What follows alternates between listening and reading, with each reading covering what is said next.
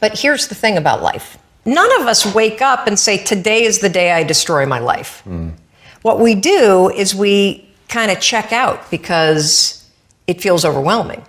Or we check out because we're afraid. Or we check out because we start listening to self-doubt. And then we make these teeny tiny decisions all day long. And we don't even realize it.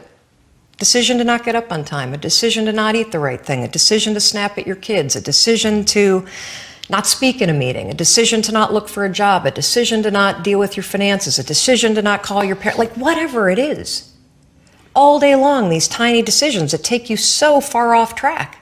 And then you wake up like I did and you look at your life and you think, how the hell did I get here? And more importantly, how do I get back over there? And you have no idea. And so I was so trapped. And I know from your story, you felt the same way. Like you knew that there was more in store for you, but you couldn't figure out, how do you close that gap? How do you find the power that's in you? How do you discover your greatness? How do you solve these problems? It feels so overwhelming when you can't. I mean, I would go to the grocery store and the items would scan and I would be sitting there readying my excuse because there was no way that my check card was going to clear. Wow. So I got in this struggle with myself that a lot of us find ourselves in, and that is you get trapped in what I call the knowledge action gap. You know what to do, but you can't seem to make yourself do it, right? I mean, every one of us is one Google search away from a list of instructions that if you follow any of them, it will change your life. But how do you get out of your head and stop thinking about what you need to do and actually do it? And in my case, this stuff was pretty easy. Get up on time, make breakfast for the kids, get them on the bus, start looking for a job. Be nicer to Chris. Don't drink so much. Instead of isolating yourself, pick up the phone and call a friend. Get yourself out into the woods and go for a walk. Start running again. Like all these little things that I was capable of, but I couldn't get out of here. Could not get out of here. And if you're stuck, that's the problem. The problem is you're in your head, you're thinking. That is the universal problem. And it all starts with this knowledge of what to do, and then you hesitate and you think about whether or not you feel like doing it. So for a couple months, I was really stuck. Chris would get up at 6, I'd hit the snooze, and then I'd hit the snooze, and then I'd hit the snooze, the kids would miss the bus, and then every night I'd do the same thing. I'd go in bed. Have you ever had one of those nights? Probably before you started your company, but where you go in bed and you're like, all right, Tom, that's it. Tomorrow, it's the new me. Tomorrow, I'm gonna get up on time. I am gonna go to the gym. I am gonna look for a job. I'm not gonna drink so much. It's gonna be amazing.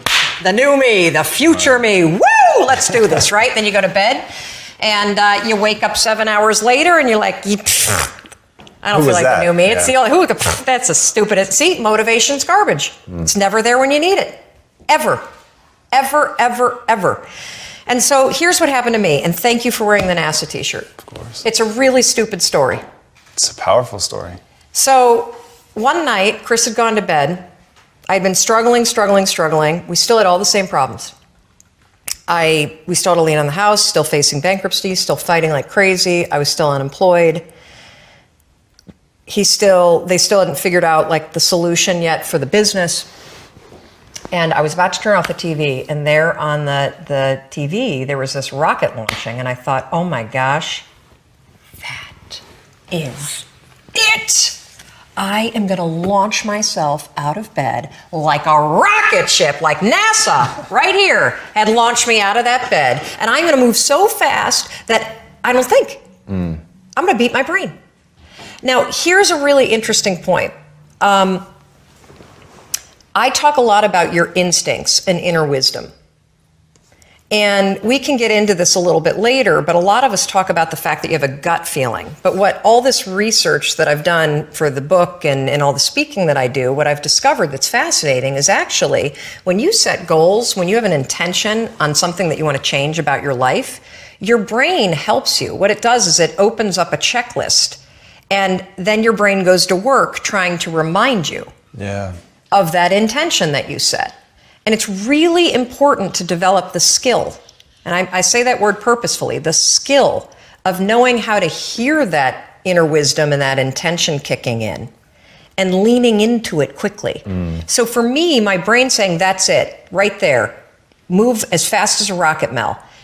I wanted to change my life.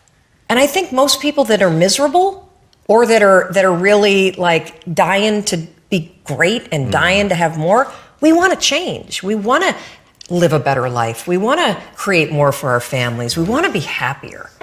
The desire is there. Again, it's about how do you go from knowledge to action. So the first thing in this story that's important is realizing that the answer was in me.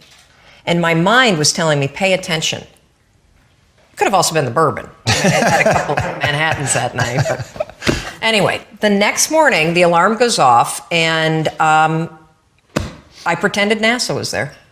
It's the stupidest story. I literally went 5, 4, 3, 2, 1. I counted out loud, and then I stood up. And I'll never forget standing there in my bedroom. It was dark. It was cold. It was winter in Boston. And for the first time in 3 months, I had beaten my habit of hitting the snooze button. I couldn't believe it. And I thought, wait a minute.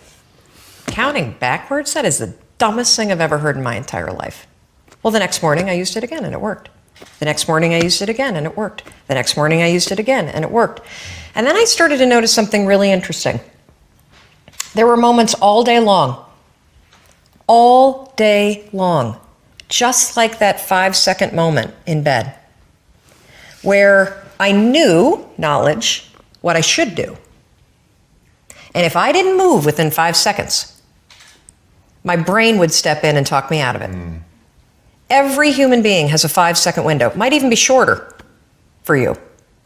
You have about a 5-second window in which you can move from idea to action before your brain kicks into full gear and sabotages any change in behavior.